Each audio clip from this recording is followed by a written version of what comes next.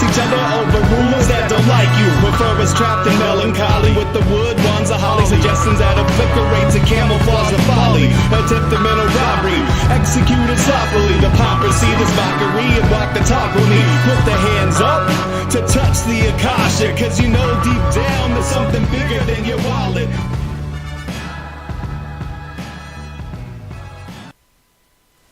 So we, eternal balance of all that is good, true, and beautiful, friends. Welcome to your Thursday edition of Rogue Ways. I've got a random episode for you today. We were going to do the Illuminati Bloodlines. Rockefellers was going to be what we were up to today. And of course, Lee Chapman and Claude Furry, who are my co-hosts, bailed at the last second. So now we're doing this, and hopefully they are going to get serious about doing it on maybe Sunday. I think Sunday night we might be able to do that. We'll see what they're open to. So in the meantime, we're going to talk about that commie shit. That is right. I was a communist for a time, working in the streets, agitating for communist violent revolution and overthrow of the government, and various other activities. And so we're going to talk about that. How does that come about? How did I get all involved in that? What was it all for? Why did it happen? All that shit. But just first, just to show you this shit, I'm gonna show you some shit. This is my site. It's CoreySharman.com because that is my pen name under which I write novels and other books. But it's also rogueways.org. If you want to go to rogueways.org, you will see this beautiful site, handcrafted by me. All the photography is mine. I write shit like this poem called Time Travel, and this article called Fuck Christianity. I write essays as well. You can check all that shit out. We also have here links to Amazon where you can buy my books, including Sine Curve of Aeons, which is my novel, my fictional novel. It is an excellent story. It's full of all kinds of interpersonal and society and world-changing truths and understandings that are all wrapped up in a fun, exciting story with interdimensional characters and all kinds of shit. It's fun. I like it. If you want to get the hard copy, it's here. That's the hard copy version. And then we also have A Gypsy on the Res. It's my memoir about teaching on a Native American reservation. It is funny and irreverent and also sometimes heartbreaking. And then Mutable Realia is a collection of poems that I've published, although you can get plenty of my poetry here on the site for free if you just poke around. As I like to point out when I'm showing off my site lately, I really like the noosphere down here at the bottom right, in which you can click on any tag and see all kinds of stuff associated with it. So check that out. You can read about how I do my tarot readings and my sort of philosophy and the deck I use. And there's also a link here to my PayPal, paypal.me/CoreySharman, that pen name that I was talking about. You can donate to the show or the site if you'd like to support what I do. That would be awesome. But also, if you want to buy a copy of Sine Curve of Aeons and skip Amazon, cut out the taxes, cut out the shipping, I will ship that to you anywhere in the United States. If you just send me $15, that is cheaper than you can get it on Amazon or anywhere else. And I will also inscribe it to you personally or to the person of your choice and throw in a few Rogue Ways stickers, which are beautiful stickers. They look best on glass. If you get one and you have a water bottle that's glass, try it. It's amazing. And you also can stop by the shop and shop if you'd like to. There is Rogue gear here, which is shirts and cups and all sorts of stuff with the Rogue logo on it, which is awesome. You can get these Organite pendants. There's a few left. I think I have about 8 or something left in this batch, and each one has, its little image and name, and you can look closer at the contents and whatnot. So there's that if you would like. And you can also buy tickets to Logic. As far as I'm concerned, Logic is still happening. Things are starting to open up again, so I have high hopes that we can pull that off. And so that's going to be June 18th, I believe, through the 20th, whatever that weekend is that's closest to that. It's on an eco-shamanic retreat on the Susquehanna River. We're going to have Michael Wan showing us all around the mysteries of that magic that he has mapped out over thousands of years. And we're just going to hang out together and have a good time. We've got all sorts of events and things going on during that. It's going to be pretty rad. So if you're into it, check it out, buy a ticket. And you can also, of course, get classes that I teach, as well as guided sessions, which are one-on-one. And if you want to buy the tarot readings through this avenue instead, you can also come here and do that. So that is all on the site. Of course, I would appreciate it greatly if everybody who is listening and has found any value in Rogue Ways would go and support me on my Subscribe Star. This is the basically the only way I get any income from this venture, and I do it because I love it and from the heart, so I don't necessarily need that, but I would love it. I think that everybody could probably afford the $1 a month, and so if you, like I said, have gotten value from me, it would be awesome if you want to share some value back with me. There's different perks at each level of the tier system here, and of course the final tier, Rogue Soul, is $55 a month, which sounds steep until you know that the tarot readings that I do are $60 each, and so you're actually getting a discount on one personal tarot reading a month, as well as access to all the other content on Subscribe Star, so that is the best deal. And the last thing I want to show you is Johnny Larson. He is the artist who makes the music before and after every episode of Rogue. He has a site at johnnylarson.com, and even cooler for you is if you go to his Patreon, which is patreon.com/JohnnyBravado, you can also support him at least at $1 a month, I think, which would be cool. But if you scroll down just a second, you see the Rogue Ways logo, and you, even if you're not a subscriber, can download the song that finishes off every episode of Rogue. Lots of people were asking about it, and so we finally decided to offer this to people so that they could just have that song and enjoy it. It's a pretty amazing song full of all kinds of truth and beauty. So go check that stuff out. And now I'll say what's up to the people who are in the chat. We've got Raleigh Dangler, the man. What's up? Always my homie, throwing down the support. Love it. We've got Gnosis Gnome.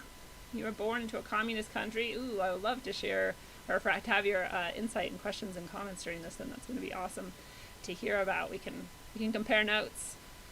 We've got the Digital Apparition. That's that sexy man that I love. We've got Chad Clemens. Chad is back, and this is not the same Chad that is our NSA agent, so just no relation. What's up, Steve Mercer?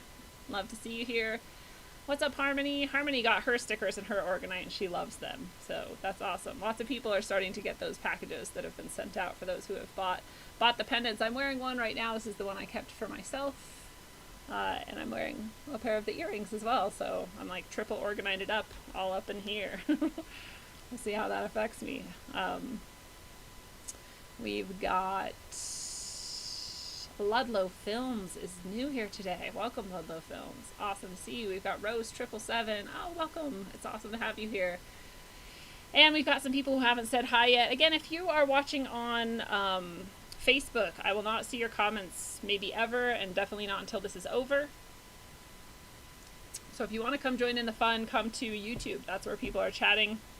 It's a beautiful crowd of people who are very welcoming, and we love to have your comments and interaction. So come join us there if you would like to. What's up, Sue Finelli? Nice to see you here. I love your emojis. I love that. Oh, you guys. Oh, what have I done? Just give me 1 second. Alright, I'm good. So, I'm going to tell you about that commie bullshit. All that commie bullshit. If you're a commie, socialist, sort of minded person, I have no disrespect here. I'm just sharing my own story and experience, and I've come to the point where I think it's commie bullshit. But I totally get it. I was a hardcore, radical, Communist Revolutionary Party of the United States agitator for violent revolution for a time, and so I get it. I do get it. And I actually was talking in an episode not too long ago with Dr. Daryl Hamamoto, and we were talking about sort of the, how the education system is really controlled, ironically, by the Rockefellers, who we would have been talking about tonight if that had all kept together. But we're not now. But, they control the education system heavily, and their goal seems to be, to get people to not only accept but fight for and love a communist sort of society. And so it's interesting. We were talking about, he was asking me, is that how you became a communist? Because It's not that common probably to meet people who are like full-on actual communists who actually advocate for violent overthrow of the government. So there's that, but also it's, I think, probably a little bit less rare to meet someone who was that and then is now very, very much not that, and very much probably closer to the opposite of that. Although there's some things that I still appreciate and love about it. So he was saying, you should write this down. You should write an article about it. And I have noticed that not many people read, so I'm going to verbally tell you about it instead. And I'm super sad that I don't have pictures to show you of my time, doing this work, because you could see just how very like commie I was and how young and in a way cute and dumb. But I lost everything on my hard drive and my backup hard drive at the same time last year, and that was 16 years worth of documents and photos and whatever. It's all gone. So I don't have that picture, unfortunately. I'm very sad about that. I say that picture, I mean those pictures, but there was one in particular that I really wanted to show you guys, and I could not find it even on Facebook, which I thought maybe might have the backup. But let's see who else has shown up. We've got the gang. We do have a dandy group of badasses, well said. So we'll just get into it then. Basically, I want to start at the very beginning, because I think each piece of this story comes together to weave how we create communist agitators in our society. And one of the things that heavily influenced me was that I grew up extremely poor, and I have this thing that I noticed that a lot of people say they grew up poor, and then when you sort of like probe about the situation, it turns out that what they grew up as is like lower middle class-ish. They always had like a functioning car and a house and food. And so when I say I grew up poor, I mean I grew up like really poor. Like my very first memory, no exaggeration, is of having a block of government cheese placed into my stroller with me. That's the first thing that I can remember.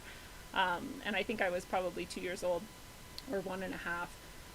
And I don't know why I remember that, but I remember it. And then I remember that government cheese being a part of my life for many years thereafter. So that is one small indication of our poorness. But a lot of people got, government cheese and stuff that weren't necessarily like super ridiculously poor necessarily. So that might not be too much, but it's just kind of funny.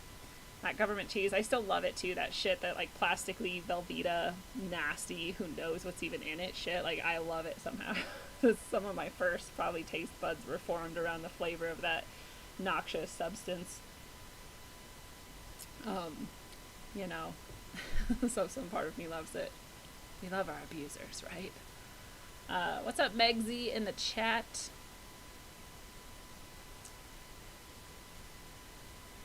I think I said hi to everyone else. Hopefully I did.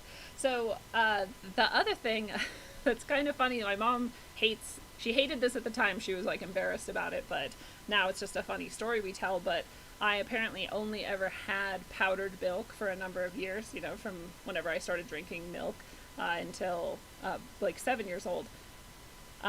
Or so, when she started being able to buy real milk, and she gave me real milk, and my brother and my sister were kind of like, yes, we get real milk again, and I was like, what the fuck is this shit? Like, I don't drink that. Whatever that is, I don't drink that. And I like wanted powdered milk. She had to keep getting powdered milk because I wouldn't drink real milk, and she had to like slowly sneak in real milk and like cut it and like try to like wean me onto real milk. So we were like trailer trash sort of people. And I liked my government cheese and my powdered milk because that's what I was raised on. There was a short period of time we were homeless. It was not horrible. There was a long period of time we were homeless, but there was a short period of time where we literally didn't like have even a house to sleep in. And we had a tent that luckily someone let us pitch in their yard. And that's some of my first memories too. And again, I didn't think anything of this. It was just like the powdered milk. I was like, tent camping is fun. This is rad. Whatever. I have no problem with this. Because I was young enough to not know that wasn't what everyone did. So it was cool. But we did have some homelessness. We had some house hopping and, living off of other people's goodwill for a while. And even when we did have homes, we kind of like tenuously kept them because we didn't, I think, always pay the bills. And none of that really mattered to me. None of it really affected me. at the time. But what did affect me was that we didn't always have food. And so I was often hungry, and I developed, food, what do they call that? Food insecurities. And I still deal with a weird aspects of that today, but I definitely would get made fun of when I went to friends' house, and I would just eat everything that they offered me. They'd be like, wow, she can really eat. And I'm like, you guys have all this food, it's crazy. I gotta get it when I can, because we just didn't have a lot of food. And I just didn't even know that was not normal, I thought everyone probably just didn't have food sometimes, or was hungry sometimes, or didn't understand why their fridge was never ever full. I just thought this was normal, until I made some friends in kindergarten or whatever when that came around, and they were of a completely different class than me. And one of them, literally her family had a private jet. So you see, I can understand the difference. When I got to her house, I just didn't even know how to deal with anything. I was like, what is this? I've never seen a house this nice in my life. I've never been in one. I don't understand, and my brain just didn't understand. I just didn't get it. I was just is this a museum, or what, how, what? I did not understand. Her kitchen, no joke, was literally bigger than my house. My house that 6 human beings lived in. Her kitchen was bigger than that. Her kitchen had drawers that you could open, and they were just full of food, and you could just grab any of it and just eat it. And I was just like, your house is amazing. Can we just always be at your house? This is so cool. But also part of my little brain was like, why do they have all of that and we don't have any of it? So these are the beginnings, of what is this different? What is happening here? Why is it like this? And she, of course, sort of faded away as a friend. Often friends' parents would learn basically who my family was, and would be like, we're not hanging out with them anymore, and would sort of cut me off. But I didn't know that at the time, but now I look back, I'm like, oh yeah, that makes sense. But I had a friend who was closer by. She was a neighbor. We could walk to each other's houses, and so nobody could cut us off.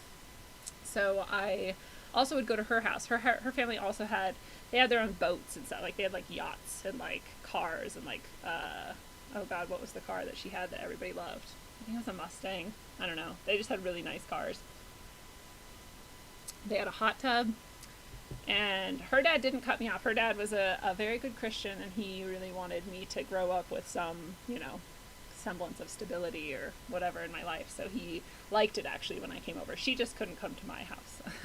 But still, at her house, I was just like, okay, there's seriously something going on here. There's many people apparently in the world who have much better houses and goods and food than we do. And so that is weird.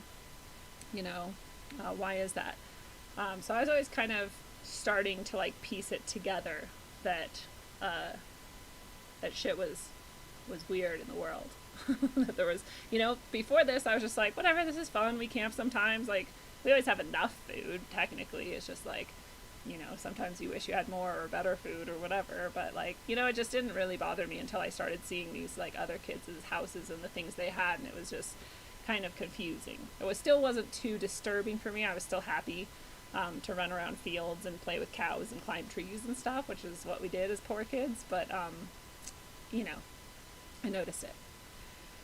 So yeah, that was a big difference.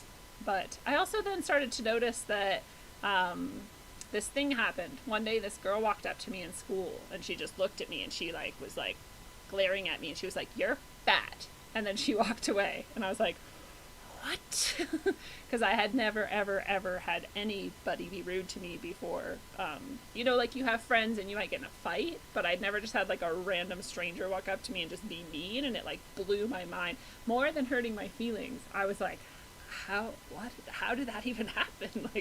Who does this?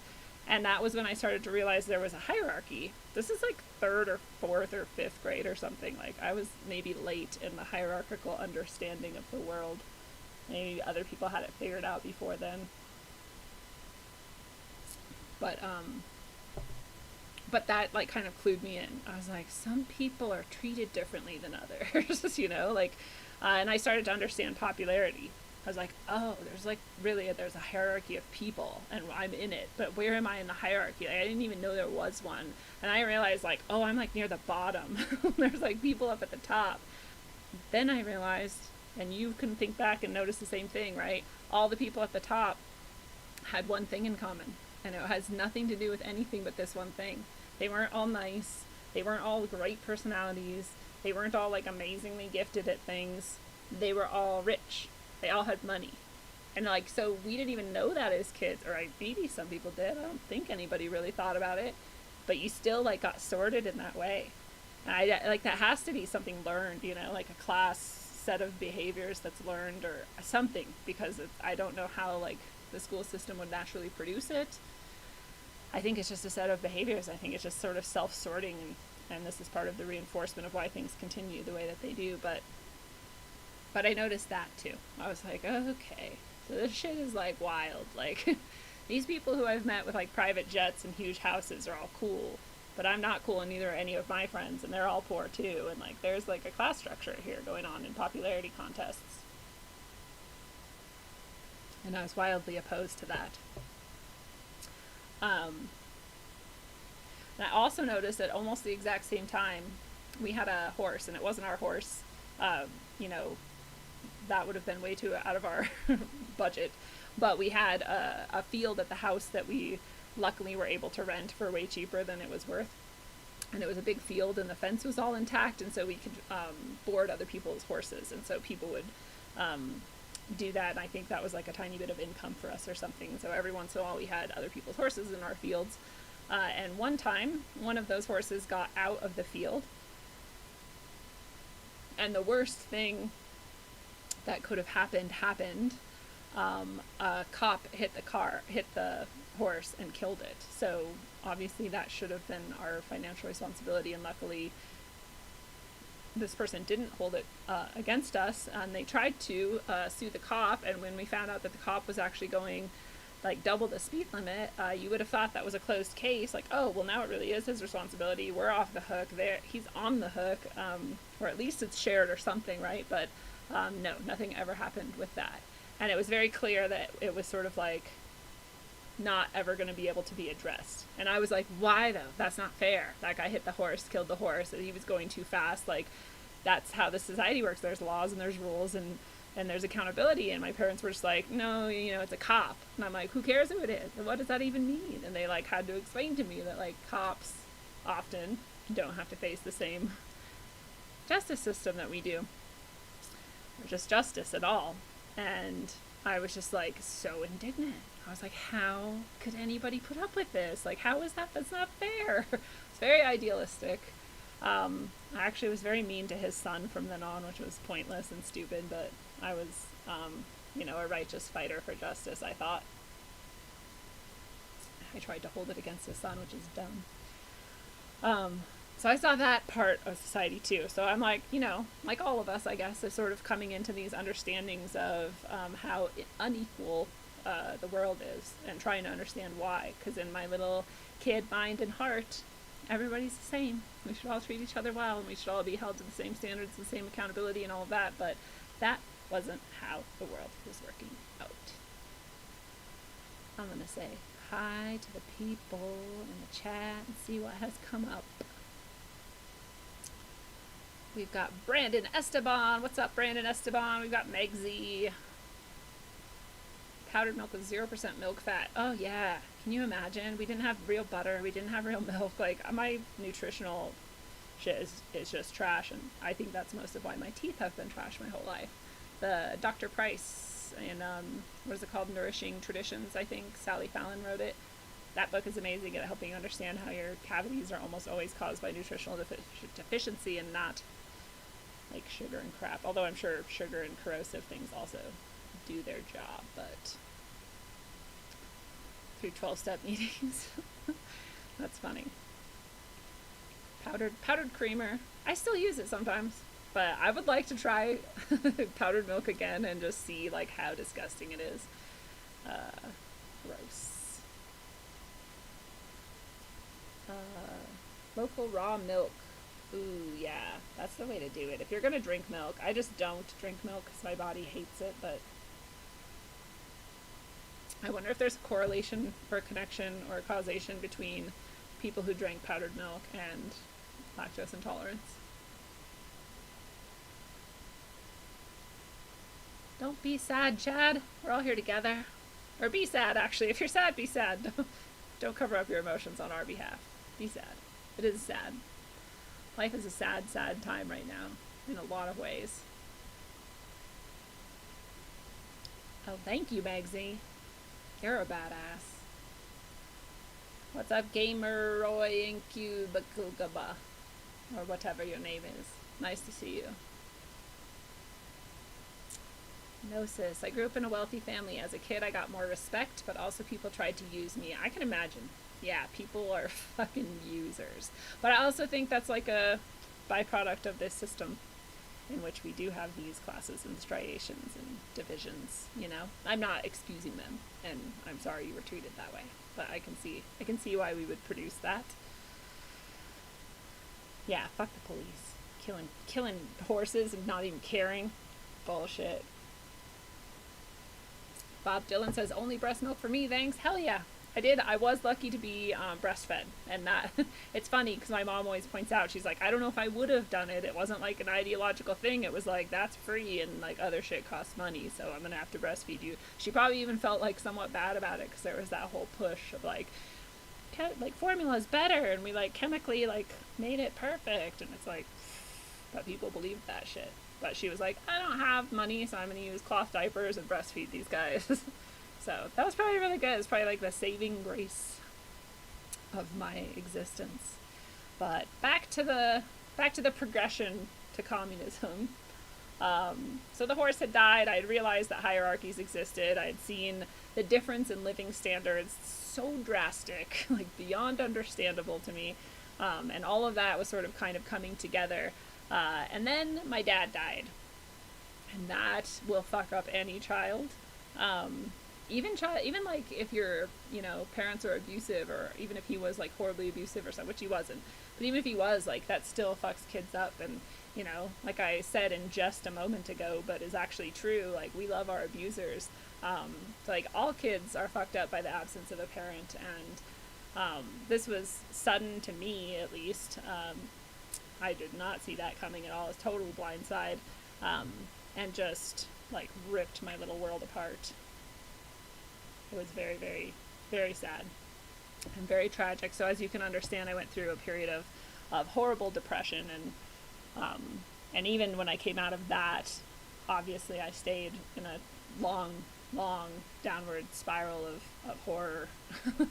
And this is when my, you know, severe drug abuse came in. And so he died when I was 11, and I started using drugs at 12, including very hard drugs. And that's its own story that we're not going to get into. But obviously, you know, part of like the drug using and coming out of his death was became very rebellious, because it was like, this life is fucking shit. Like, what is the point of any of this?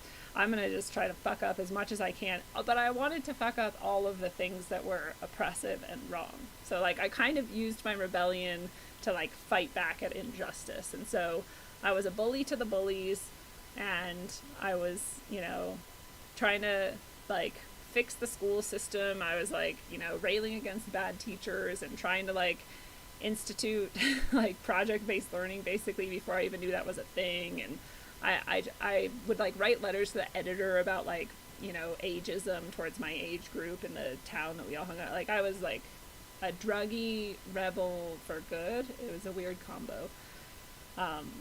But that sort of all, like, was the gestalt in which I, like, came to this place where I was perfectly primed to become a communist. All of the elements were set and were right for that exact set of ideologies. So it was perfect. It was like I was created for it. You know, and Dr. Daryl Hamamoto, when we were talking, asked me, like, you know, did the colleges sort of inculcate this into you and create the communist in you? And I'm like, that's a piece of it we'll get into, but that's definitely all the things that I just mentioned were a huge chunks of this programming, you know. So yeah, I was kind of in this place where I had like the triple combo of communist readiness going on. And one was that emotional trauma, you know, like I had severe emotional trauma, including things that haven't been mentioned yet. But even if you were just looking at things that I had mentioned, you'd be like, yeah, there's some drama there. There's even more than that. And that led me to sort of resist self-responsibility, you know, like part of like drug abuse and those sorts of things are all an aversion to self-responsibility. If I was taking self-responsibility, I would have instead entered a process of healing that still would have been rocky and taken time, but way easier to resist all that and to just not be responsible for myself and to evade that as much as possible. So lacking self-responsibility is a big part of this. And also there's some aspect of it where you start to enjoy victimization to some extent. And that's because people end up giving you things and making your life easier if you play the victim card. And if you've ever had a victim card to play, then you know what I'm talking about. And it's not cool. But like when you're like a kid and you're all fucked up and you're, you know, whatever, it's like, yeah, here, victim card. And it's like, oh wow, that worked. That was easy. So people would do things for me because of my shitty life if I told them about my shitty life, and I learned that, and it was like, cool, like I'm gonna get what I need and what I want out of this easier than I thought. And that's unfortunate. So I learned, you know, victimization, I learned lack of self-responsibility, and that sort of entitlement of like, well, I'm owed, I mean, my life has been shitty, so you may as well like give me what I deserve, what I need, or whatever. So I had that as well. And then, like I said, I had that sort of need to sort of like get back at any of the things that I saw as unfair. And that sort of revenge or whatever state that I was in, which in some ways like was kind of good. Like I had like a definite bent towards justice and, you know, doing right and like not causing harm and whatever. And those principles I think have served me well. But I also think that part of that sort of like payback mentality is stemming from trauma and is like an unhealed way of going about life. So that, not too cool either. I definitely had a mission. That's true. But I just think it's interesting that I never held my parents accountable for any of that. Like I never looked at my parents and was like, you know, like why did they, like what the fuck were they doing that we were living in a tent? Like they had 3 kids. Like why did we not have working cars like ever? And like why didn't we have food? I get that shit's hard sometimes, but like what happened? Like something went wrong, but I never looked at that. I never even considered it. It was just like they could do no wrong apparently, and you know everything was done to them instead of like a result of their actions. So it didn't even enter my head. I'm not even exaggerating. I didn't even consider it. But I think that's interesting. I mean, like maybe that's just a family loyalty thing. Maybe that's kind of built into all of us. I don't know, but it's definitely interesting. I don't know where that really comes from. I had this teacher in high school who was pretty cool. He had a good class. It was a social studies class, and it was sort of project-based and sort of open-ended and, you know, less sort of lecture-y, preachy, and more just like go explore and then like report back about what you learned. And so I learned a lot because that's how people learn better. But he had a project he did where he said, okay, you need to make a political spectrum, and it needs to include all of every single political party you can find. And then also you need to make it in some way that isn't a straight line. So, you know, I made like a circle, and I was trying to figure out where to place things. And, you know, communism, that was the first time I'd even heard of it. And I was like, well, that sounds fucking cool. Like, you know, like communism sounds rad, but I just can't figure out where it goes on this like circle that I've made. You know, I've got fascism over here, and I've got whatever, and Republicans and Democrats are sort of near the middle and whatever and all this shit. And he's like, well, it goes here, which puts it right next to fascism, but on the left. And I don't even think I'm describing that right. Anyway, whichever side. And I was like, no, why would it go? It's not anything like fascism or whatever. And he's like, oh no, it's almost exactly like fascism. And I was like, no, it's not. Me having just learned what communism was, I was an expert, of course, as all kids are on everything. And we fought about what communism was and whatever. And then I got my little bit of rebellion when we did a project where we had to design our own nation and choose, its economic system and whatever. I chose communism. And he was like, you can't do that. And I was like, you told me to design this, I can do whatever I want. And he was like, no, you don't understand. Communism kills people. And I was like, no, it doesn't. It gives everybody their free shit that they deserve. And we had this big fight, and he got emotional about it because he really cared that I was misunderstanding so greatly, and he felt like he was failing as a teacher, having not led me somehow to the right conclusion. But I was like, you don't get to decide what's right for me, asshole. So it kind of made me dig in even deeper. But that was my first sort of understanding that communism existed, and that there were some people who were very opposed to it, to communism. So it was interesting, and it kind of taught me that communism was sort of a rebellious thing to do. So I kind of liked it, I was like, oh, this is kind of neat. Communism, people don't like it, but it seems fair to me. So it was hitting all the right, victimization, entitlement, not taking self-responsibility, getting back at everybody, and having some sort of justice accomplished, I thought. And it was perfect. It was perfect. So the stage had sort of been set, but I was still doing a lot of crystal meth, so I didn't really care for politics too much, because it was way more fun to listen to Eminem and do drugs. It's a complicated story. So yeah. So then my sister went to community college. She found some, groups, community colleges, any colleges really have clubs and organizations and whatnot. And, you can imagine her story is similar to mine. We're from the same stock. We had the same sort of paths. So she had the same sort of tendencies, I'm sure. And she found I forget exactly what it was called, but it was a people's party, revolution group or something. And they would talk about anarchy versus communism versus socialism versus, all these things, and how they're different and how they're similar and which one's better, because no matter what, we all know we have to change everything to make it better, and which one are we going to choose. And so we would have these sort of discussions where I'd sort of learn through her what people's thoughts were sort of along those spectrums, and it was interesting to me, and I liked hearing about it and whatever. And she got more and more involved in those, and started getting into the Maoist, Leninist, Marxist branch of communism, and she really started to sort of fall in love with that and become very enmeshed in it. Literally also fell in love with a guy who was also a leader in that group, so who knows how much that had to play in it. But so that's how it sort of became a stronger force in my life. And my sister and I are totally different too, Sue. I totally different, but I'm just saying we had the same background where we came from and everything. So and at that time we were a lot more similar, I think, and maybe because I was still on too many drugs to have an identity. But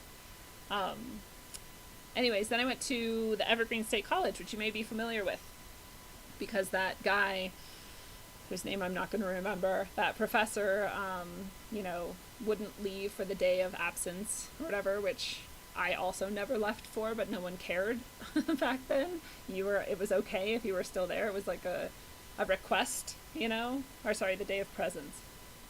There's the day of absence, and all of the people of color are supposed to not go to school that day, and then there's the day of presence, and I guess now they ask white people to not be there that day, which was not a thing at the time. Those things happened when I was there, but not in the way that it seems to be happening now.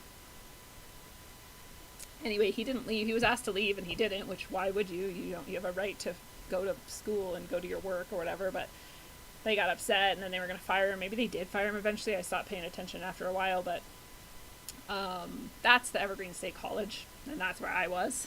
And it was started by sort of radical hippies in the 60s or 70s or something, as a school for sort of unlearning all of the elitist, sort of Rockefeller education supposedly, and and getting out from under that, and like letting kids have freedom in how they learn, and very, very radical school. Like, you can design any program you want to get any degree you want. I'm not exaggerating. You can just make one up and do it. You know, you have to, it's just whatever. But it was a good school for me because I'm a very free learner, very independent, and I did enjoy creating my own classes. And I already knew I was going to be a teacher, and so I knew which credits I needed and whatever, it was fine. But it's not a good school for a lot of people because it's like too open. Like, my friend went there for 5 years and graduated with a degree in arts, which isn't a degree actually, but that's the degree she has, and so she can't get a job anywhere because it's not a real degree, and she spent, you know, hundreds of thousands of dollars on it probably. That's Evergreen State College. It's a wild school. It's not that wild actually, it's just like tame and normal, but it's wild in its the way that it functions and its structure, and or lack thereof.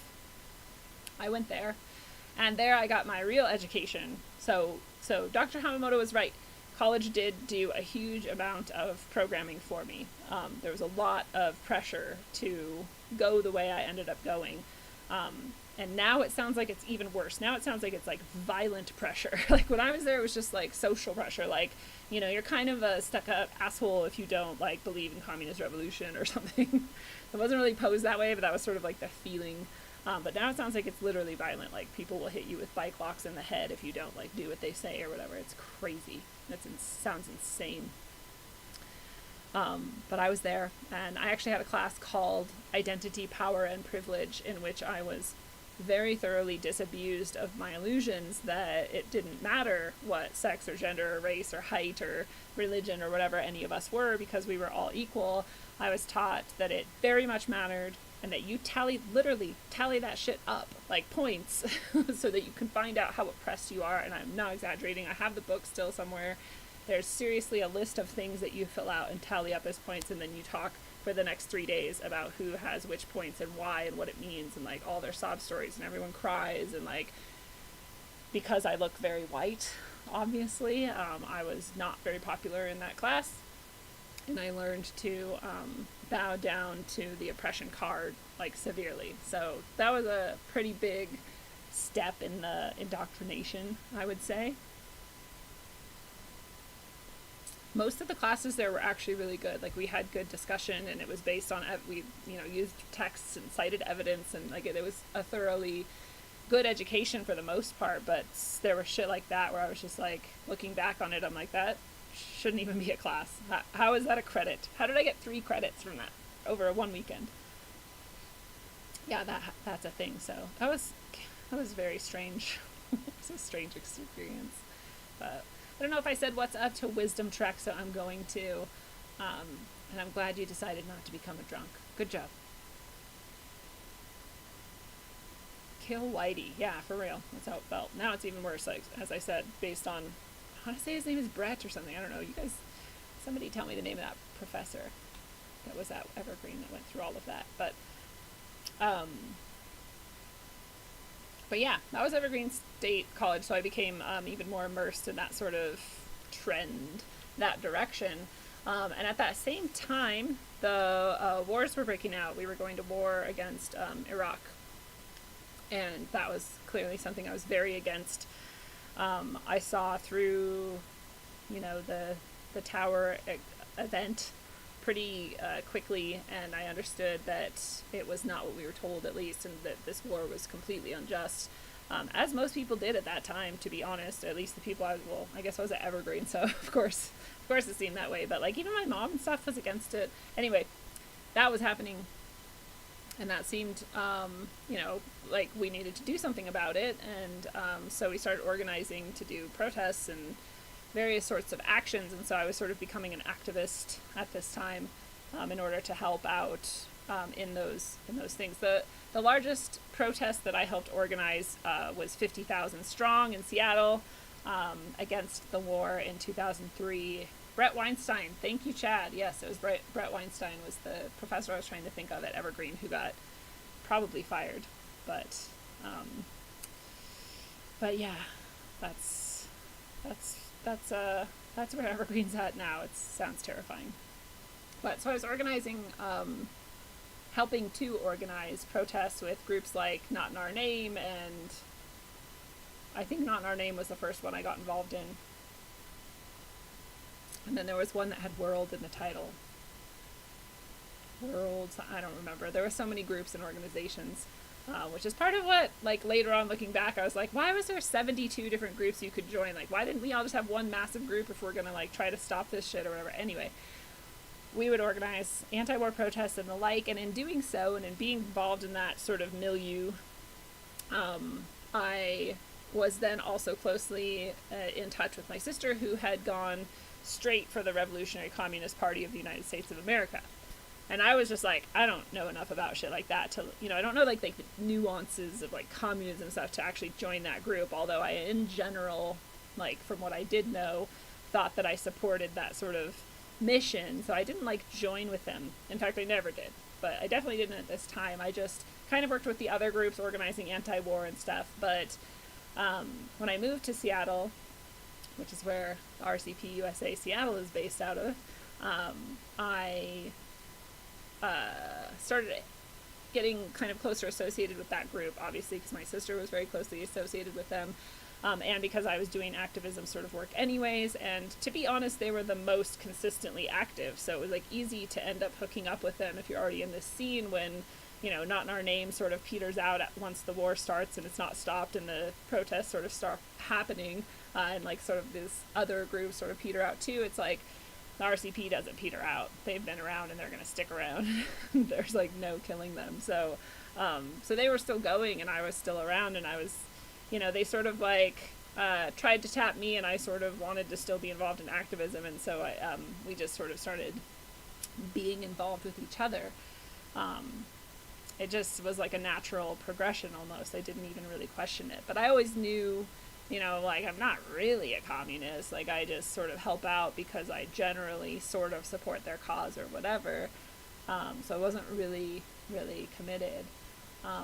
No, it's not the Hollywood Weinstein. Brett Weinstein, if that's his real name, is a different guy. He's just a Evergreen State College professor that was in the news and on Rubin Report and all these things for a while because he got sort of wrongly terminated for not leaving the campus on a day of absence.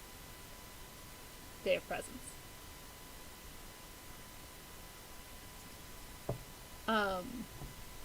But yeah, it seemed to make sense what they were doing. It was like, why wouldn't we want healthcare for everyone? I spent all my life not on healthcare. I spent all my life, like my mom, desperately begging dentists and doctors to take her children in because she didn't have any way to pay. And she was like, I'll try to pay you what I can, but please, like, you know, and that seemed super unfair to me. So I was like, why shouldn't we have like gotten medical care and, you know, whatever. And, you know, why wouldn't we want like a minimum income, or at least like to keep people alive so that like kids like me would have had food at least, you know? And why wouldn't we want food for everyone? So you didn't even have to think about that part. We're just like, give people food so they're not starving. Like, come on, we're all humans, you know? It just sounds so good and normal. And, you know, again, given all my sort of past, it was like perfect. I was like, yeah, that would have solved everything. There would have been no unfairness left if we had done this. If we all had a home, what if we would never been homeless? What if we had never been home insecure, and we just like knew that we were going to be fine and could stay in this house, you know, for as long as we wanted or whatever? Why wouldn't we want that? We should want that, you know. And then this understanding, which seemed really cool to me. There's that phrase, right? From each according to his ability, to each according to his need. And it was like, well, yeah, like if we're all honest adults and we're all like in this society, like everybody should just do what they can and then only take what you need, and it'll just be like more than abundant. It'll be perfect. And, you know, it's ideal. There's a reason they call it idealistic. It's ideal. I just thought, like, why can't we all be honest adults and just participate in a society just like this? Everyone will be taken care of who can't take care of themselves. You know, if you're like disabled or like mentally afflicted in some way or whatever, like then you'll get taken care of, and if you're not, then you'll help take care of everyone and it'll be perfect in my little brain. And I had apparently like completely forgotten Animal Farm. In fact, I think we like spent time sometimes in our like meetings like discussing how Animal Farm is just, you know, dismissive, divisive, whatever shit, attacking communism for no good reason. You know, and like Comrade Lindsey's Tale of Communism. That's right. Hit the thumbs up if you like it. I was called Corey, though. That's part of where my pen name came from. We didn't use our real names because it was far too dangerous. And I was like, even then, I was like, come on, like, I have a cell phone in my pocket. Like, how is me not using my real name gonna, anyway? But I just did it because that's what we did. But yeah, like, I just kind of, like, forgot. Anyway, and I also didn't really look because, you know, people ask now, they're like, well, what about, like, Pol Pot and fucking all the people who died in revolutionary China, and, like, the horrible way that people who weren't just, like, on board with this revolution were treated and killed. And all the times communism has ended up with the deaths of, like, millions. And I was just like, that's all propaganda. Whew, so easy. Just let it all go. It's all propaganda. Like, fuck, I wish I would have, at that time, had someone who survived Pol Pot, which now I haven't talked in depth with them, but I know, like, real human beings now who did. And I wish I could have talked to them then, so I understood a little bit more about it. But, you know, the story was always the same. That's not real communism. Real communism has never succeeded because it's always been fucked over by the capitalists, and the rest of it is propaganda. Not even that many people died. It wasn't as bad as they say. And that could all be true. To be quite honest, I wasn't there, so I don't know. But it's very convenient. It's very convenient when you're promoting an ideology to just dismiss all of the criticisms in one fell swoop by saying those three things, right? It's all propaganda. It's all overinflated. And it's never been true, real communism either, which is a logical fallacy. We just went over that last episode. Redefining the word equivocation is a logical fallacy. So, yeah, real communism. Or maybe it's a no true Scotsman fallacy. Anyway, it was a fallacy either way, and I didn't recognize it at the time. I was just like, fair. Yeah, that's what governments do, right? We've all seen it. Like, there's propaganda, and they lie about shit, so that's probably true. And to be fair to myself, I did try to, like, learn and read as much as I could. Like, I'd read Mao, and I'd read Lenin, and I'd read shit, and try to, like, educate myself so I could be, like, really sure that I was aiming the right direction. But I also had all of those things that we talked about, like a sense of entitlement, and a need to rebel, and a need to get revenge, and a need for fairness, and, you know, some complacency and a lack of self-responsibility. Those were all there, too. And those were all made it much easier to stay in the den of the comrades. In Latin, comrades is contubernales. Now you know a thing. And they're crafty, this group. It's kind of almost like a cult. They know, you know, we want to draw people in, we want to keep them in, and we want to get them, like, even deeper in. And so they would purposely give me leadership roles. And this is the picture I wanted to show you, was me standing in front of a crowd of, like, 4,000 people, proudly talking about my abortion, because that's what you do when you're a communist. And it's rad because I'm wearing, like, a communist shirt, and I have, like, a red armband, and I have, like, a fucking commie. Pretty awesome. And so, yeah, I kept getting more and more things like, and it's flattering when someone's like, oh, you speak so well, will you get up and talk to the masses? You're like, wow, I'm important. You're like a young person who doesn't want to feel important in a group or in a sighting. That's what cults prey on too, honestly, is all of our insecurities and our desire to be, you know, connected and especially in a leadership role, feel like special and important. And so it definitely plays on your ego, and that can't be an accident. That's a tried and true method, right? So there's like a bit of cult like shit going on, but that's like literally any group almost. So I'm not going to say that, like, they're more cult-like than other political groups. I think it's about equal as far as I can tell. But anyway, I think that's what, like, systems and groups do. I think they just start to become insular and behave like a cult. But I started noticing hypocrisies pretty quickly. You know, everything I'm describing to you, I think, happened within like a year and a half or less. So it really wasn't that long of my life. But you know, at this point, I'm like in with, like, literally the Revolutionary Communist Party of the United States. You can look it up, and they definitely foment for, like, violent, overthrow of the government, and they don't know how. They never explain to you like when or like what the tactics are going to be or anything, but they're headed that way. It's very strange. But there was this thing.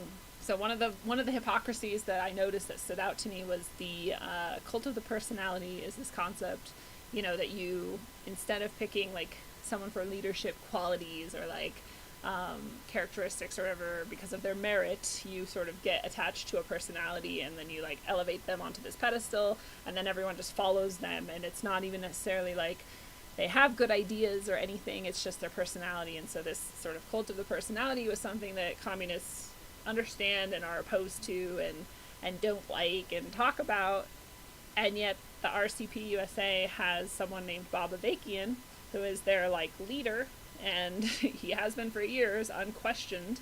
I don't even know if he exists for real. They're like, oh, he can't come to the United States because the government would kill him, so he's on a boat in Italy. I'm like, what? The government can't kill him in Italy? Like, what? That doesn't even make sense. They got Huey P. They can get anyone, right? Like, so they had a cult of personality, even while they were, like, talking against the cult of the personality. And I'd point this out, and they would just be like, oh, you don't even get it. You're just, like, you need to read more books. You need to understand more. You're just new. You just don't. It's just like, none of that makes sense. Just tell me why. Just tell me how this is different from this. And no one ever could.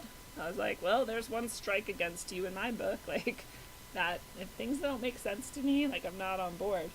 And no one could make that make sense. Bob Avakian. Look him up. He's a weirdo. And they become emotional, of course, because you're challenging their shit. Don't challenge people's shit. Don't challenge a cult. And then the thing that really got to me, the thing that broke me of it and pushed me away finally and for eternity, to the point where I could never ever go back, is that in a communist revolution, I came to understand there will be no religion, and there will be no spirituality, and there will be no spiritual organizations, because those things are capitalist tools to, the opiate of the masses or whatever, and I get that they can be that, and that they can be used that way, but I also was like, but what about all the people who are religious and spiritual? Like, are you gonna kill them? I'm like, no, we wouldn't kill them. We would just put them in re-education. I'm like, oh, just re-education. Let's just take everyone who has a spiritual or religious idea and re-educate them. That's totally rational. Like, no, that's fucking insane. Why? Like, why? It's like, it's so stupid. I was just like, wow, this is like the stupidest thing I've ever heard an adult say. Like, that's never gonna happen. They're never gonna break people of their religion, their spirituality, ever. Whatever that is, like, it's important to people. And it's a big part of people's culture. It's a big part of their, like, identity. It's a big part of who they are. It's a big part of their life and experience. It's a big part of my life experience. Like, my whole life I've been spiritual. And, like, deeply so. And had very spiritual experiences that nobody could ever try to make me think weren't spiritual experiences. And if you know me, you know that. And that's a part of my soul. I know I have a soul. I mean, like, you could never get me away from that. That is something that I know with more than anything else that I do know. And so I had a huge problem with this. And I think the thing that is my saving grace is if I was just religious and I came up against this, they could have logically dissuaded me eventually, right? But because it was genuine spiritual experience and truth that I had found, like, nothing can. So that I'm grateful for, that I'd already had those experiences, because I think, like I said, this was the thing that kind of broke me of it permanently, and if I didn't have that, maybe I'd still be like Comrade Lindsey, or Corey, fomenting for armed revolt in Seattle or whatever. And so that's terrifying to even think of, that there's a group of people who would forcefully, take over the entire country on behalf of all of us, even though it's a very small group of people. They're better than us and they know more. We just haven't read enough, remember? We just don't know enough. They're doing this for us. We're the uneducated and they're the educated and they're just benevolent. Like, yeah, right. You're going to forcefully take over the whole entire fucking world. And anybody who doesn't believe you or agree with you or work with you is going to be re-educated or killed. They didn't want to admit that, but you see it in every communist revolution. Like, people just get killed. It's just way more convenient. Like, just get rid of them. Kill those people. They're capitalist roaders. You have a label like that to put on people, capitalist roader, that dismisses everything about them. That dismisses their entire ideology, all of their personality, all of their ideas about everything. It's just dismissed, gone. Like, it's so dehumanizing. And I would try to bring these things up logically, because I'm like, I'm me. I assume that people can talk things out rationally. And so I'm like, well, come on, guys. Like, let's really, like, figure this out. Like, you know, what are you really gonna, like, just grab people and shoot them because they believe in God or something? And, oh, no, we would, like, do it like this. I'm like, you're gonna set up a camp for them? Do you not know that you sound like a fucking Nazi? Shit. It was crazy to me. So, like, once I broke with it, I just looked at them all and was just like, holy fuck. Like, all these people genuinely, like, cannot logically think through to the end of what they're even saying. They're gonna go out and fight right now. Like, they're still, I just saw a video like a couple weeks ago of a protest in Seattle, and one of the ladies there was like, oh, it was like one of the ladies that I had been in this group with. She's still out there, just still screaming at police every chance she gets, and I'm kind of sad now. I'm like, oh, wow, you're still fucking doing that. That sucks. Yeah.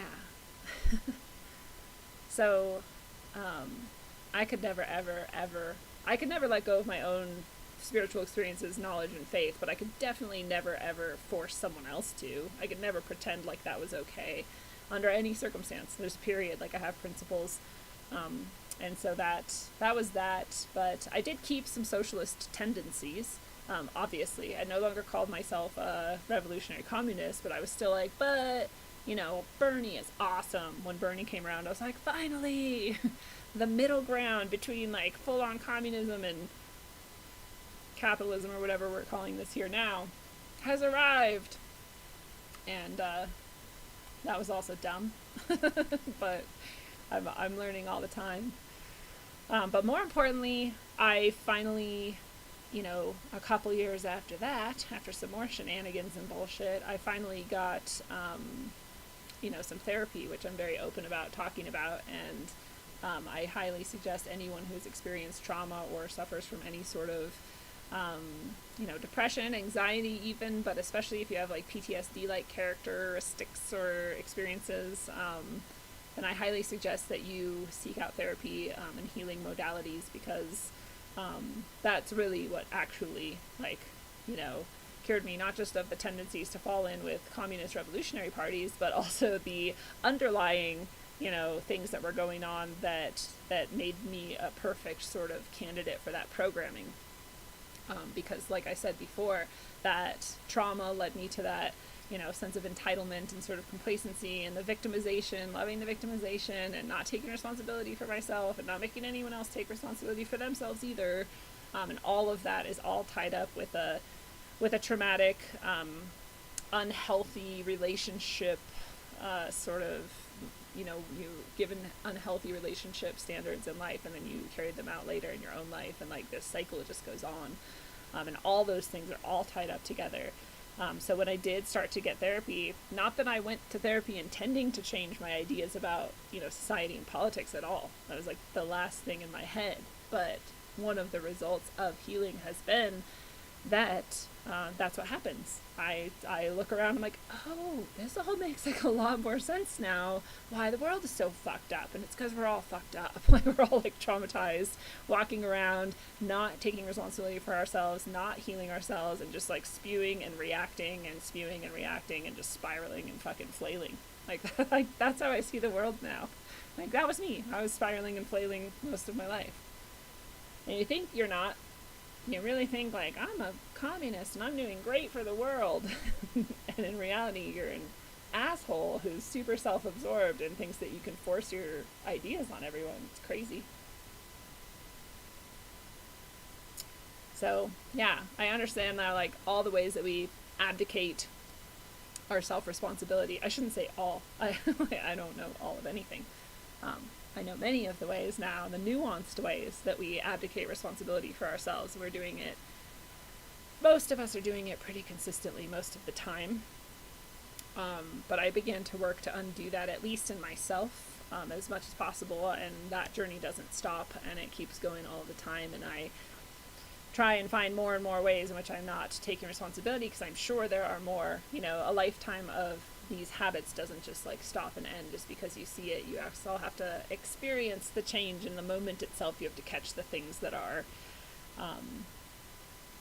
you know, you being irresponsible dickhole, and stop them then. That's the best way to do it, at least. So, but to do that, you have to have a lot of practice and you have to keep doing it over and over again.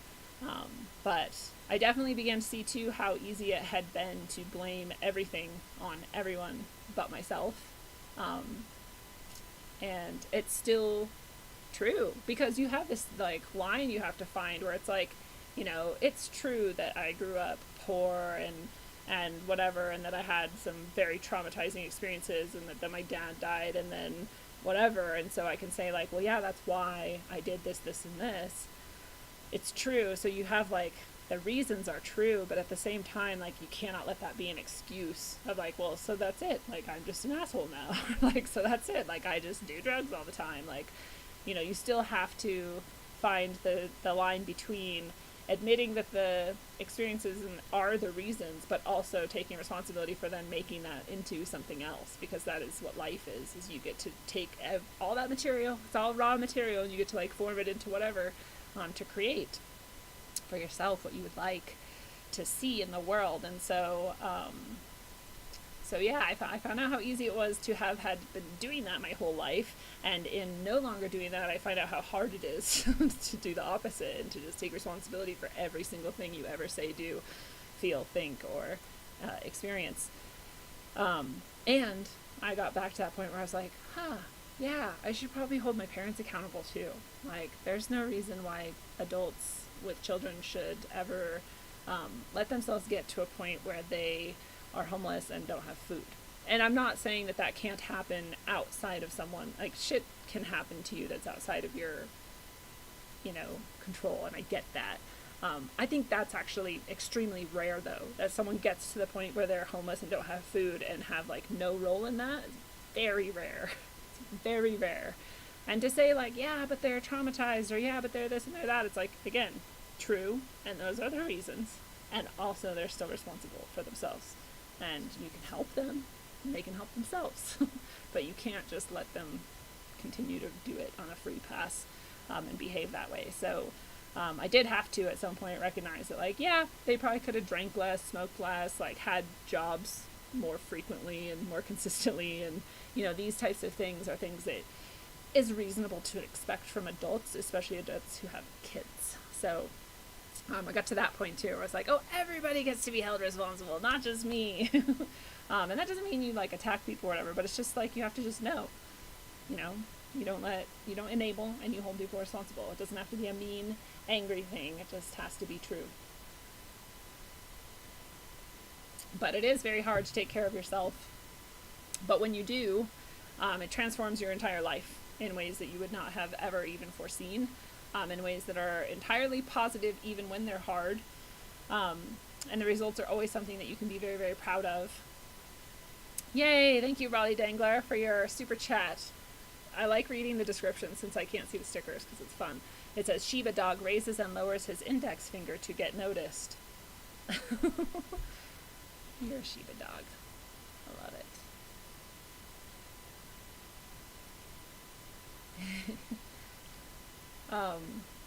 I love you guys in the chat. You're rad. So yeah, it transforms your whole life. Truly, it transforms your whole life, every aspect of it. And if that happened, this is the thing that I now realize. If that happened for everyone in society, imagine how much the world would just change automatically. So this is why when people are like, we have to like violently go out and just fuck up the government and fight and get our rights back, I'm like, you can try that if you want. If you want to go murder people, like, that's your thing. Um, but truly, like, not as a, like, oh, happy fairy, like, lovey-dovey, like, love and light shit, but just as a real truth and reality. If everybody healed themselves, everything just would change. It just would. It just would. There would be no way to stop it, because everybody would be healed and taking care of themselves. There'd be nothing left to change. It'd be amazing. So I see the truth in that, and I see the power of that, and I promote that constantly ever since this transformation in my own life, because I have experienced the truth of it. And I really wish that everyone really understood, like, how damaged we all are and how much things would change for us if we could just heal ourselves. It does not mean it's easy. It just means it's possible. And so understanding the point of self-responsibility in that way, that is the point of it. The point of self-responsibility is to transform yourself so that the whole entire world can benefit. It's not a selfish thing. It's an incredibly selfless thing, actually. But it may look selfish in the moment as it's happening, but it's not. It's actually, it's transformative for the whole world. And there's these 3 quotes that have come into my life since this time that have struck me in how true they are, and they all come from people who we have looked at in the Western world and the Eastern world as extremely accomplished, you might say, masters. And so I'm going to read you these 3 quotes, and these 3 quotes are actually in my book, Sine Curve of Aeons. There are 3 parts to this book, and each of the quotes I'm about to read you starts out each of the 3 sections of the book. So I'm going to read you the first one. It says, "Confront the dark parts of yourself and work to banish them with the illumination and forgiveness. Your willingness to wrestle with your demons will cause your angels to sing." That is by August Wilson. I'm going to read that one again. "Confront the dark parts of yourself and work to banish them with illumination and forgiveness. Your willingness to wrestle with your demons will cause your angels to sing." It's true. You gotta find the dark parts within yourself, and you have to confront them. You can, like, ignore the demon and the angel part if you want. It really doesn't matter. It's the concept that matters. It's the idea that matters, right? And it's the reality behind it that matters. It's like whatever that shit inside you is that's twisted up and broken, that shit is gonna burn away, and whatever shit exists in your psyche and mind and world or whatever that is good and true and beautiful is gonna be like, yes, thank God, there's more room for the light. Whatever, however you want to describe that. Like, the words really don't matter. The next one starts out section 2. It says, "If you want to awaken all of humanity, then awaken all of yourself. If you want to eliminate the suffering in the world, then eliminate all that is dark and negative in yourself.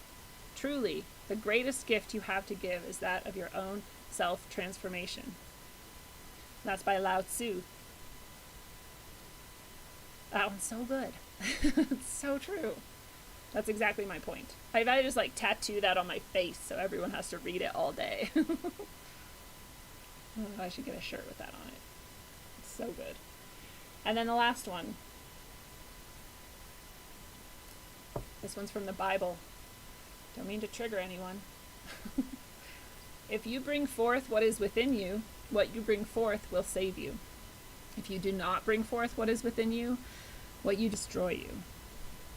Should have done those in a different order, because the Lao Tzu one really is the one that should end it out, because that transforms the whole world. But no, actually the Emmanuel one, oh sorry, that was by Emmanuel in the Bible. I'll read that one again too. "If you bring forth what is within you, what you bring forth will save you. If you do not bring forth what is within you, what you do not bring forth will destroy you." What can you bring forth that's within you except your own core of who you are, which is the most ultimately responsible, truthful thing that you could possibly embody? And it wouldn't even let you be an enabler or a victim or any of this bullshit, because that's not what it is. That's not what you are, right? So if you brought that forth, if you were able to bring that forth through all of the layers of bullshit and trauma and fucking hiding and lies and just shit that you've built up all throughout life, it'd be amazing. If we all did that, it'd be amazing. Yes. This is like the real self-help shit. Not all that fruity bullshit that people have to, like, make money off of and, like, keep selling you classes and shit. It's like, this is the real shit.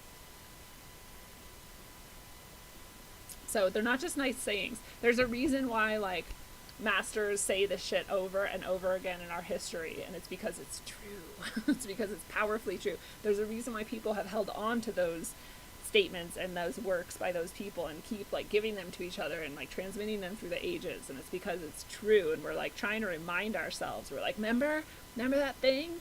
Yeah, let's do that thing. There's a reason why we have these things still, and why they still ring true in our minds when we hear them, and, like, feel warm in our hearts when we think about them, and they're true.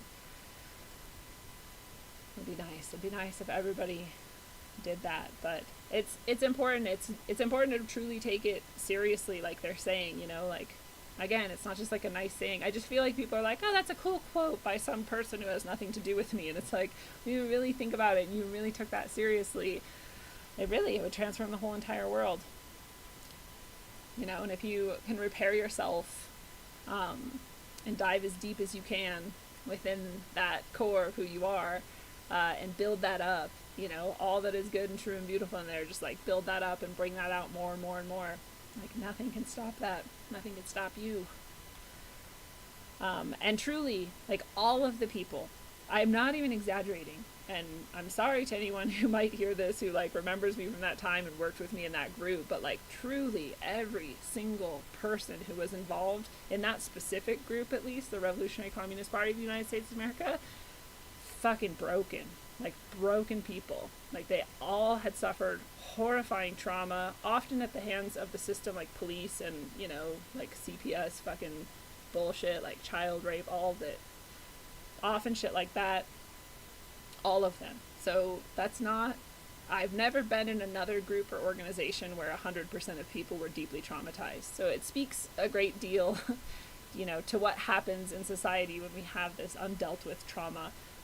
Things like this become very, you know, secure feeling. You're like, oh, not only do I finally have a group where I fit in, I can feel safe, but I can get back at this system that has harmed me so much.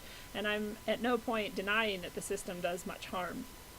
And I'm at no point saying that we shouldn't help each other in communities or whatever. But that's my ideal. If I were going to be communist today, if I had to say that, I would say that I was communist in the sense that I think that communities can do for each other and take care of each other and, you know, support one another in ways that are fair and meaningful.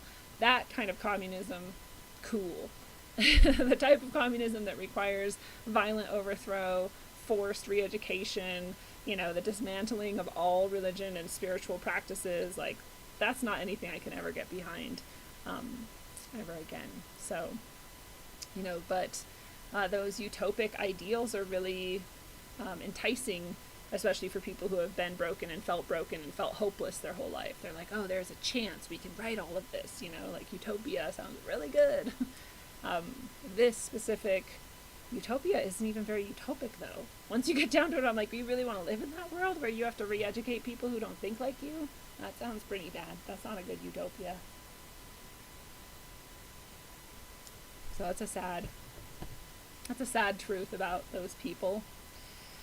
It's not just that they all had suffered through that, because you could have suffered through that and be not broken, but it was that they had suffered through it all and were still broken.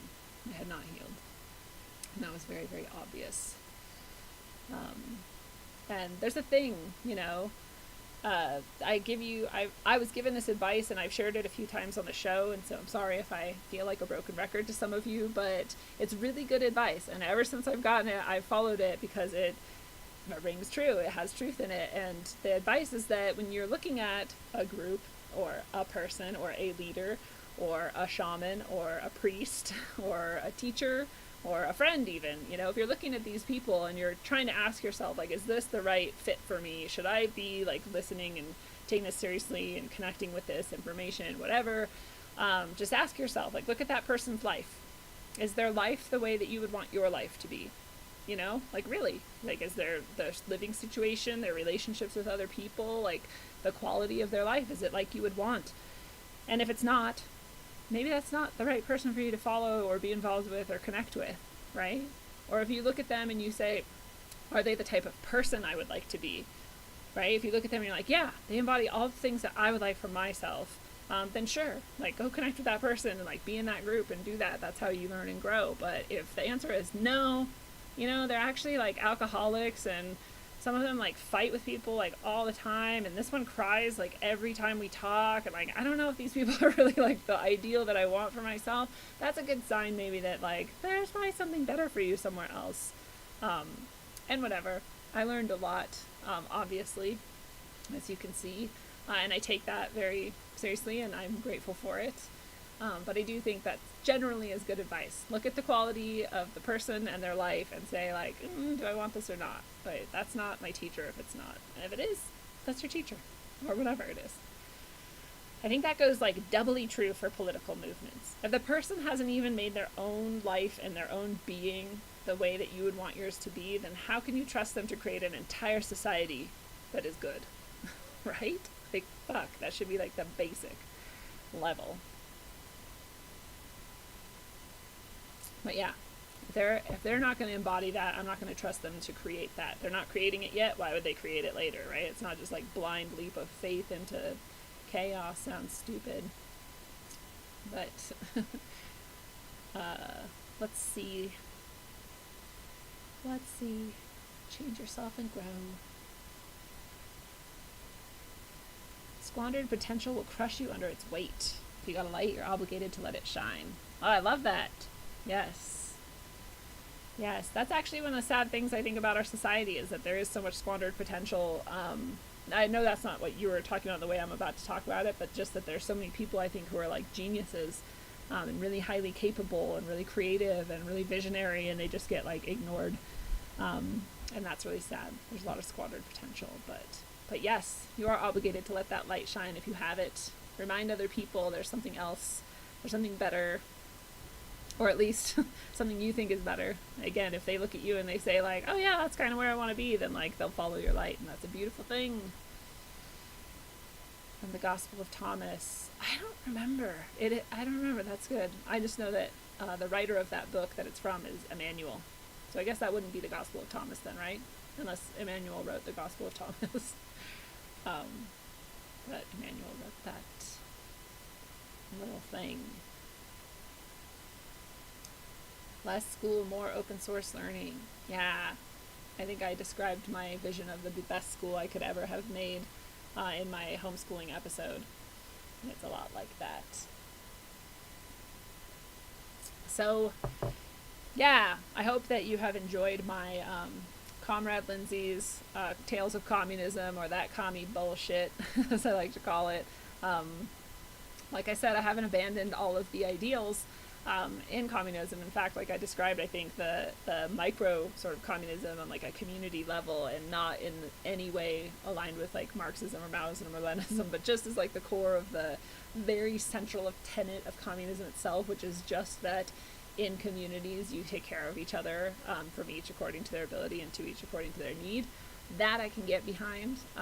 I like that the very, very end result of communism, what it's supposed to be, is that you have a violent communist revolution, you instill the dictatorship of the proletariat, you seize all of the means of production so the government now controls it all, and you disperse goods and wealth to everyone equally. And once everything is equal, you dismantle the government and there is no government. I'm not, that's the goal. And that's why I liked it. I was like, that end stage, that sounds fire. Like, let's fucking do that. That shit's rad. If we have to kill everyone and whatever on the way, like, okay, we just get to that stage where, like, we don't have a government and everyone is equal. Like, that sounds beautiful. That really is utopia. But I just realized, that's not what has ever happened. So why do I have any reason to believe that it would happen? But that same set of ideals is true in anarchy as well, except you just start there. You don't have to go through the violent revolution and all that shit. You just start being self-sustaining and treating yourself as equal to everyone else and creating wealth for yourself. And, again, you can do it as a community, and that's cool. You can have organizations and structures or whatever, but you don't have to, and you just let everyone do that too. That sounds way better to me. You don't have to go through all the bullshit, I think, to get there. So I'm not an expert on how we get the world to the state that I like. I'm an expert on knowing that the way that we actually do that is internally, just like we've described here, just like the masters tell us over and over again. You go into yourself and you heal every single little tiny bit of it that you can find, and you keep doing that forever, and that automatically transforms you and therefore the world, because you create the world. That's your job here. So until you can grasp the roots of the entitled and selfish, complacent parts of yourself and rip them from the soil of your soul, waiting only to be watered with care, honesty, integrity, and forward movement, that's what your soul wants. Until you do all of that, travel well, aim for balance, and always look inside first. Mwah. It's a one-on-one lesson, so do your homework. Make your dome hurt while up on earth. My bones are blessed from holy dirt. Vibes manifested to words that told me search for verbs and adjectives to describe birth. Worth more than one can speak, while the tongue feeds a weak, a sour taste in your mouth, bittersweet. Words can also kill you when you sleep. Mind condition, low frequency. Mind listens. I can television filled with lies, disguised as truth, and spread it like the word to the youth. Watch the tube.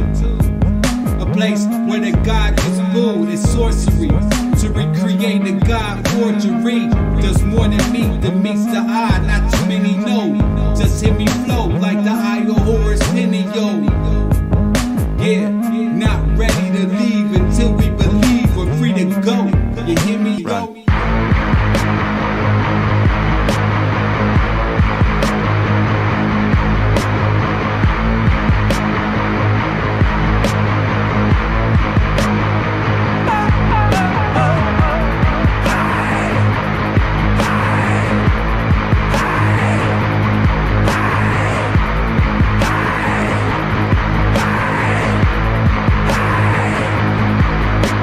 Sculpted from the ether, the material will eat ya. Stuck on this plane, lanes use jet fuel to greet ya. The dimensional three ain't meeting me on top of the fourth. Didn't climb Jacob's ladder to squab with a sword. Forged with Yggdrasil, branched down. Try quiet your lamps now. Ascension past the matter that they slam out they damn mouths. We ain't on land now, but they over understand. Sacrificing wisdom, hoarding dumber kosher wicked hands. Putting faith in worthless worship of the mortals. Artificial portals, mass ingestion of the black goo. Bioengineered morsels, conversing with machine elves. Bypassing maggots, they stuck on Android screens now. I'm scrolling emerald tablets. Moloch living lavish, off the backs of the savage. Them clasped hands at the Sabbath. Smack of energy damage, they done twisted the tongues. But nanotech in the lungs, the awakening's begun. All they really can do is fucking run.